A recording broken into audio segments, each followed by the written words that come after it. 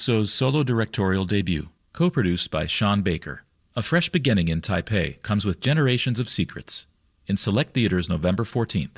On Netflix November 28th. This is WNYC, 93.9 FM and AM 820. NPR News and the New York Conversation.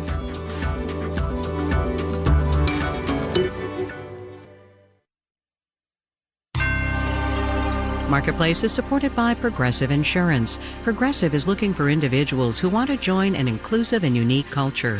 More information, including application, at progressive.com/careers. Well, there's a deal, we think. Let's see what the economy thinks, shall we? From American Public Media, this is Marketplace.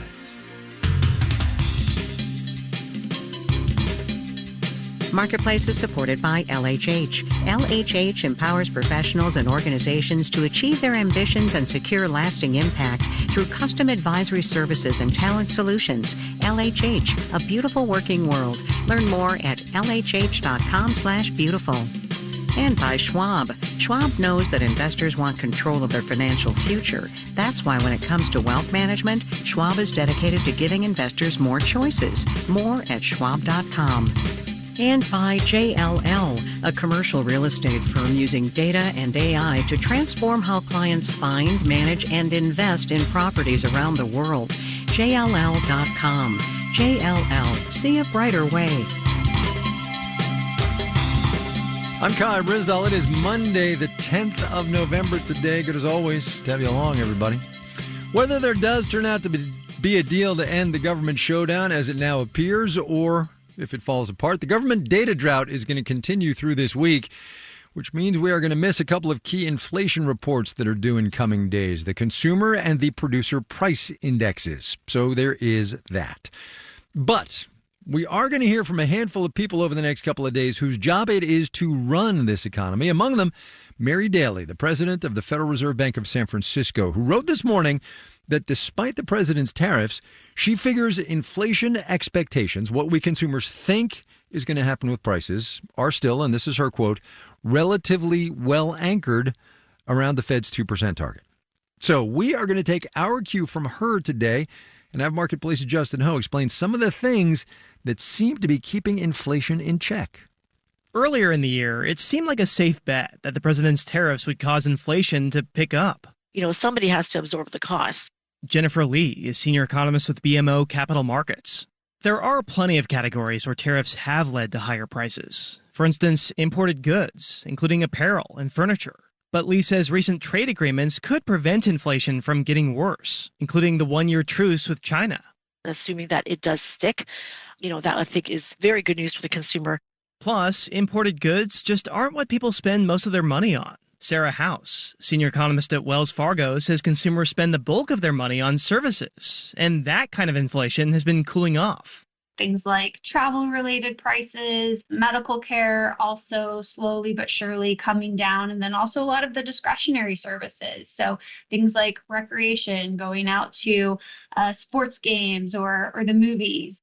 House says that's because the price of those services is affected less by tariffs and more by the labor market. That was a big source of cost pressures for companies.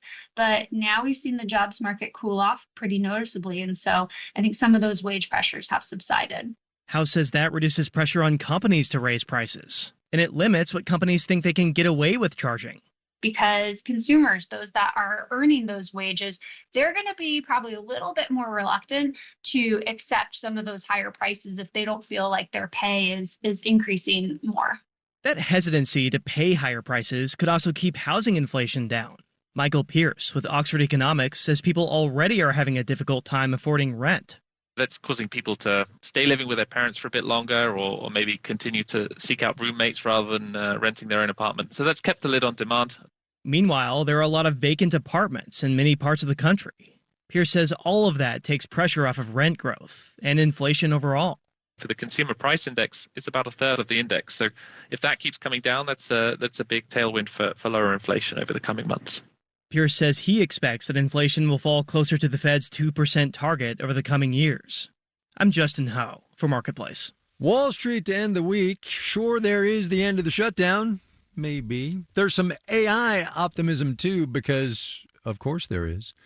We will have the details when we do the numbers.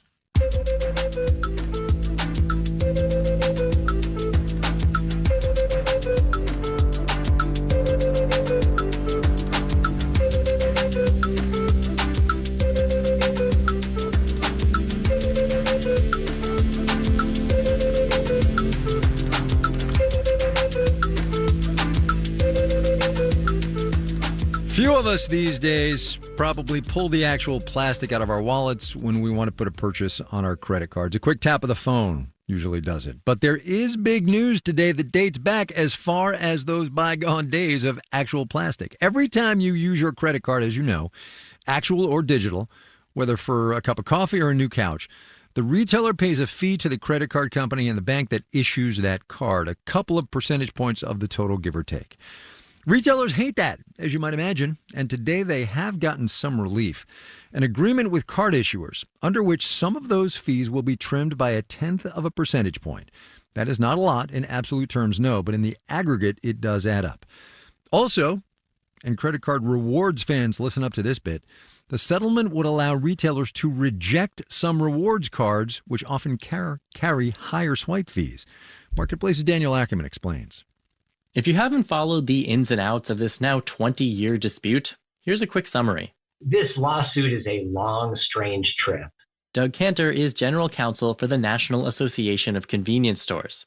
He says merchants first sued Visa and MasterCard in 2005, alleging they conspired with banks to set high swipe fees, which merchants either had to eat or pass on to customers.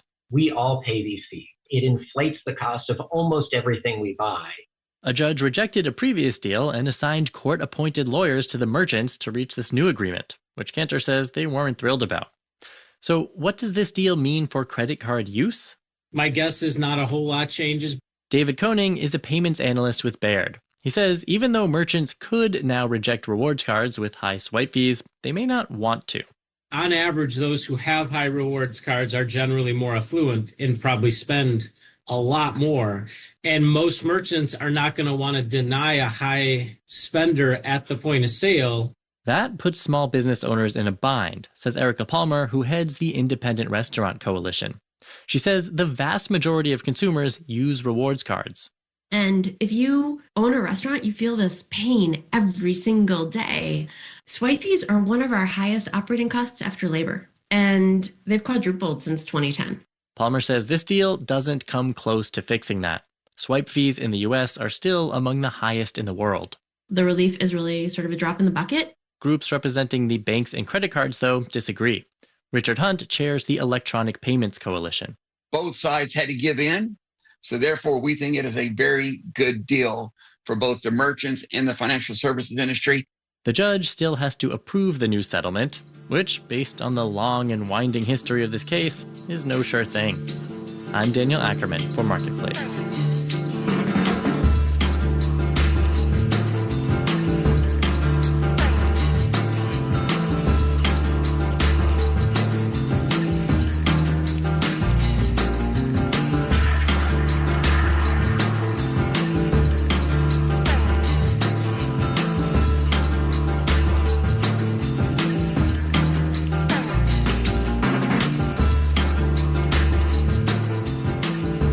There are, as of this writing, 44 shopping days until Christmas. You already know that, though, because you're already being swamped with holiday shopping campaigns, television ads, and emails, social media. Also, increasingly, catalogs, the actual glossy paper things that show up in your mailbox. Walmart published its first furniture catalog this year. J.Crew and Nordstrom and brands in between have restarted their mailed advertising as well. Why? Well, as Marketplace's Kristen Schwab reports, one person's junk mail is another person's welcome reminder. When you think of mailed catalogs, maybe you imagine those old ones from Sears that were hundreds of pages, as thick as a phone book. The catalogs of today are different. These catalogs are smaller. They're intended to be much more targeted. Sucharita Kadali is a retail analyst at Forrester. She says the point of catalogs today isn't just to sell you stuff. I mean, of course, that's always the end goal. But really, mailers are a marketing strategy used by a lot of new and direct-to-consumer retailers to increase brand awareness. It's expensive advertising that stands out. You know, you can send catalogs or you can open stores, and opening stores is even more expensive. Catalogs are a way for retailers to exist in real life when they don't have physical stores. For bigger and more well-known retailers, catalogs are about curation. They're an offering of what's in style, not a display of everything that's for sale. Because the internet, the access consumers have to brands and the access brands have to consumers, has made shopping overwhelming. Haley Farini is a media analyst at Mintel. So we're seeing, of course, a rise in fatigue with digital advertising and just more of a desire for these tangible sensory experiences. Farini says 70% of consumers say there are so many ads online that they don't even notice them, according to Mintel research. Most people just keep scrolling. And with the rise of AI, consumers have become more skeptical of ads and wary of scammers. So it's kind of like accessibility of ads online have almost in turn diminished the credibility and the associated prestige. Finally, mailers offer nostalgia. Paul Miller is managing director at the American Commerce Marketing Association. There still remains a level of excitement in getting your mail every day, no matter what you're getting. You know, they're making the mail entertaining. Maybe almost too entertaining. Each year, Amazon sends out a holiday toy catalog with stickers for kids to mark favorite items. The booklets also have games and codes for free Roblox wearables. And yeah, children love this thing. Parents, not so much. And they're taking to social media to commiserate, like this video from digital creator Beth Crosby.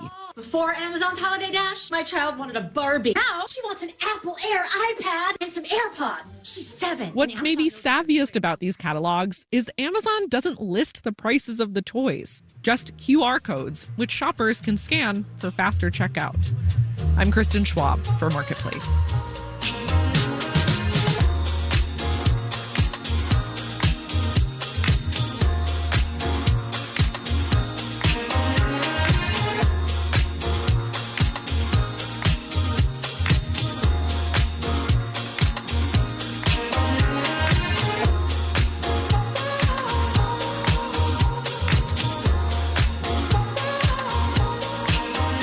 We say all the time on this program that economic headlines are all well and good, but what really matters is what people are feeling in their day-to-day. Here's an example of that and how it can change somebody's life. Our series is called My Economy.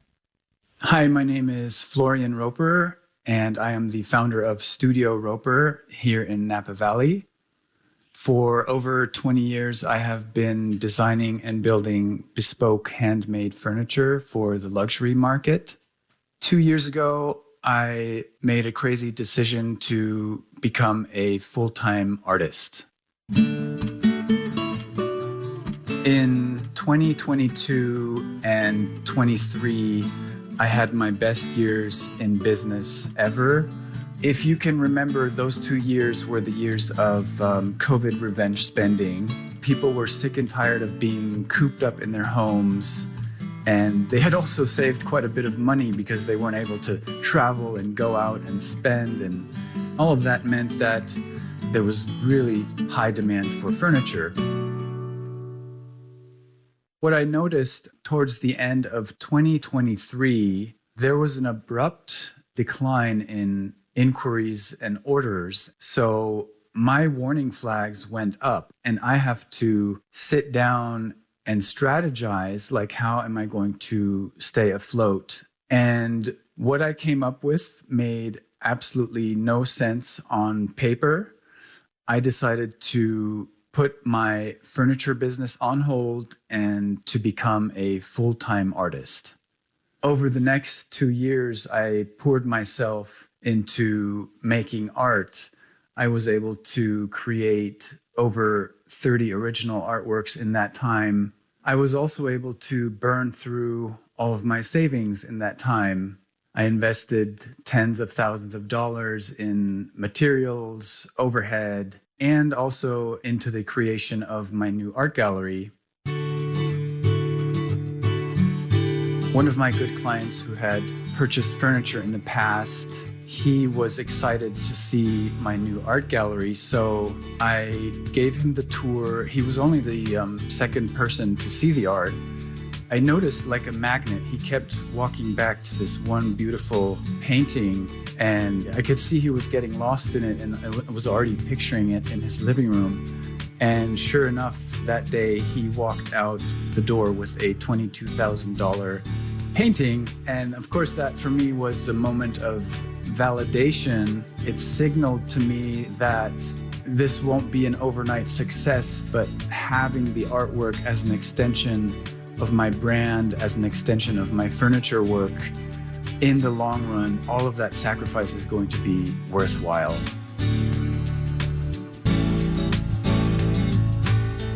Florian Roper, designing furniture and now art up in Napa, California. Whether you make a pivot like that or not, we do want to hear your stories. You can go to marketplace.org/myeconomy to share them with us.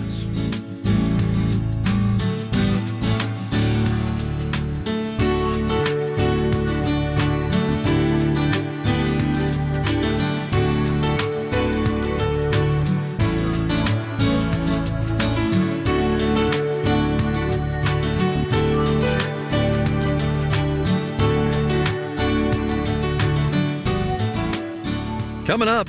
Even AI-generated videos as opposed to traditional home walkthroughs. The AI-ification of real estate straight ahead. But first, let's do the numbers.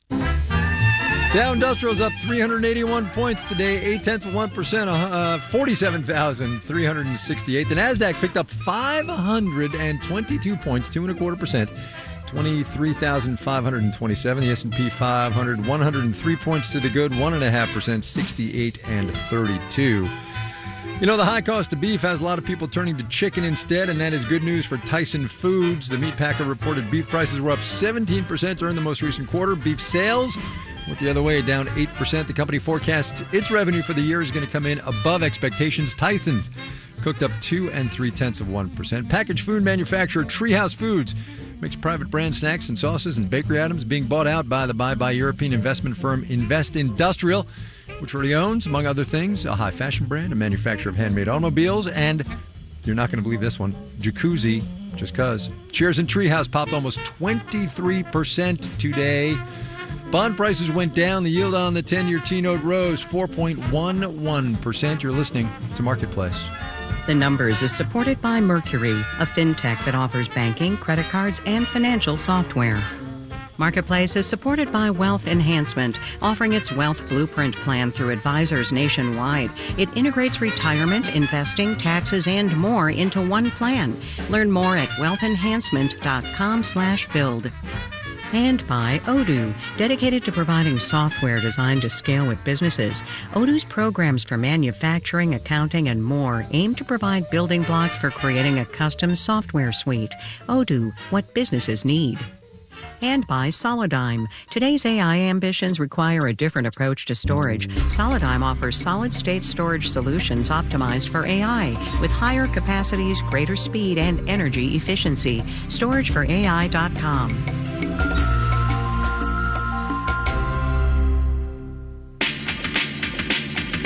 On the next All of It, films about or inspired by the real world. Iraq War veteran Ray Mendoza talks about the film Warfare, which was based on his own experiences as a Navy SEAL. Plus, hear about the new documentary Drop Dead City about the 1975 fiscal crisis and the infamous headline, Board to City, Drop Dead. I'm Allison Stewart. Join us for All of It weekdays at noon on WNYC.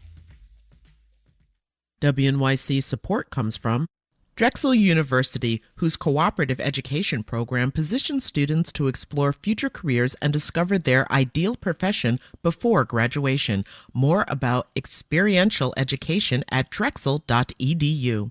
You're listening to Marketplace right here on WNYC. Thanks so much for joining us. It's currently 42 degrees. Expect temps to drop to the low 30s. A freeze warning will be in effect overnight through 9 tomorrow morning.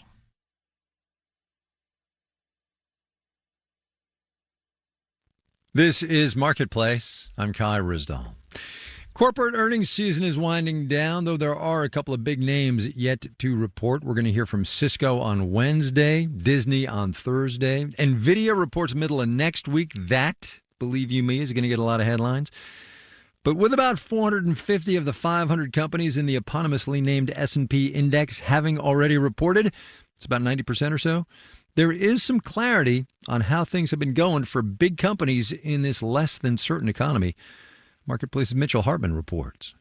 I talked to a lot of stock analysts this morning, and none of them had anything negative to say about how corporate America is doing right now. It's been a good earnings season.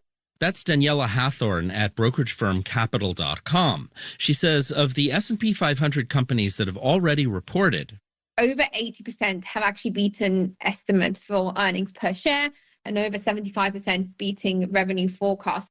this strength is led by AI and tech stocks, with earnings up 26% over last year.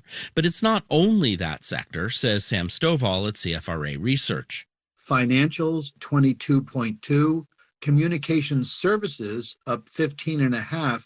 Utilities, up 13.4, driven mainly by the power needs by AI. But while earnings have been impressive, stock performance in response has not, says Richard DeShazel at William Blair Equity Research. The market's reaction since the end of October has been a little bit circumspect. So the S&P 500 up until Friday was down about 2.4%. Now, heading into earnings season, stock prices were already pretty high, says Sam Stovall. The real problem, I think, is valuations, price-to-earnings ratios. Recently, the S&P 500 was trading at a more than 40% premium to its average 20-year PE. Keep in mind, the market kept hitting record highs through the summer and early fall, says Adam Turnquist at LPL Financial. You've had, call it a 40% rally since the April lows. Coming into Q3 reporting, the market very overbought. Pretty high expectations. Maybe we'll call it priced for perfection. And perfection is hard to beat. Still, Turnquist says companies' forecasts and their earnings calls have been upbeat. We haven't had a lot of downside negative commentary from corporate America. They're talking about this resilient consumer, more and more spending on AI. So it looks like America's biggest companies will have more good news early next year. I'm Mitchell Hartman for Marketplace.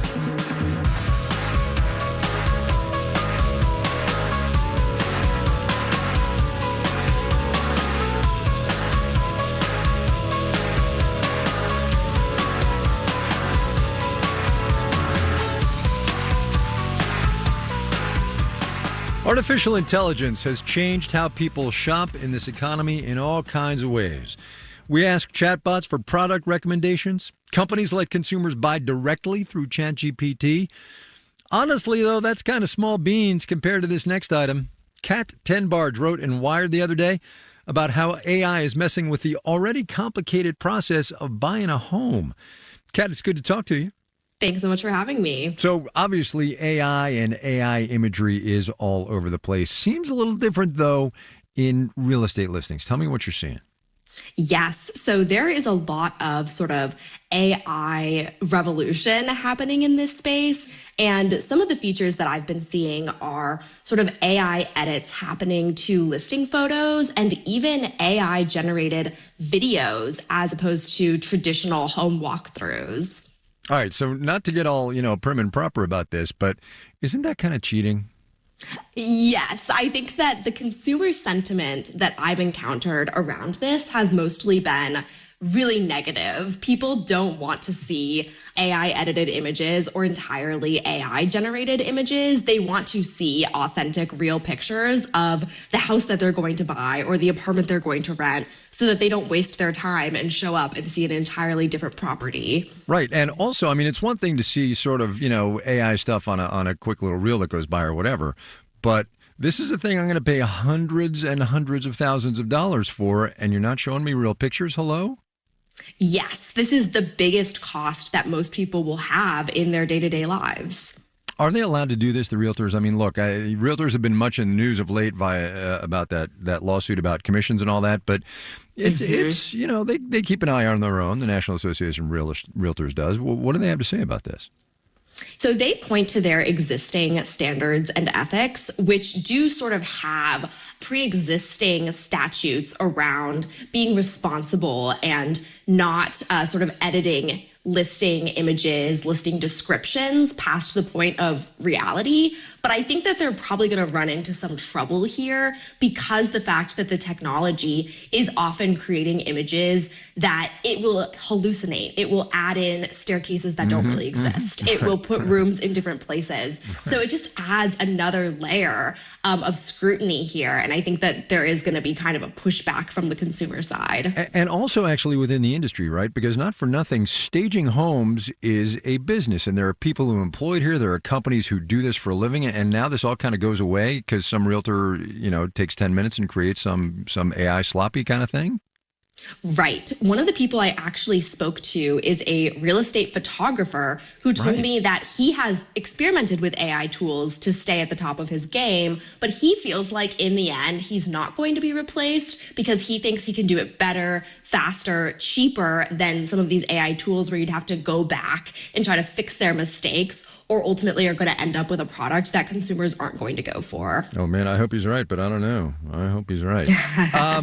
So let's say I'm looking for a home, which I'm not for the record. What are the tells? How am I going to know, other than really obvious, terrible AI videos, how am I going to know that this is an AI-generated listing and or pictures and video? So one of the realtors I spoke to has a really interesting trick when it comes to listing descriptions. So like the text on Zillow, he said if the listing uses the word nestled, like this property is nestled between like a national park and a thriving shopping district. If it uses the word nestled, he said that is a pretty sure sign that ChatGPT was involved, which I thought was really interesting.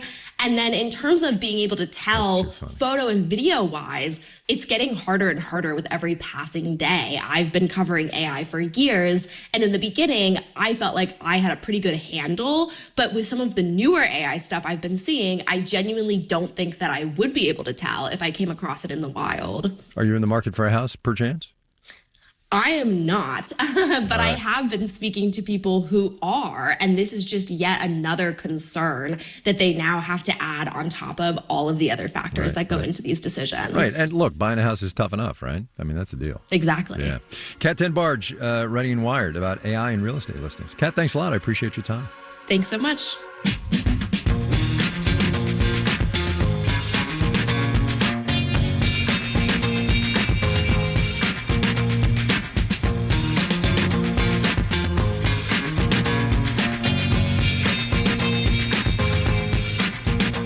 Marketplace is supported by Progressive. Progressive Commercial Insurance protects small businesses from retailers to tradespeople. Progressive covers a variety of business needs with a range of coverages. More at progressivecommercial.com.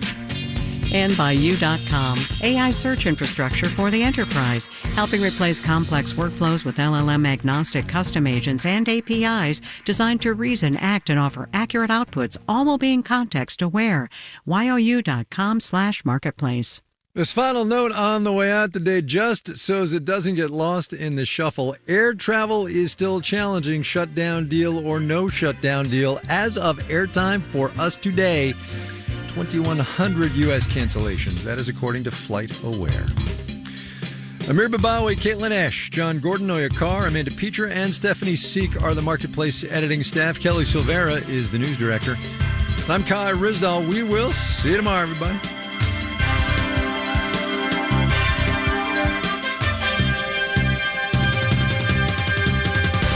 This is APM.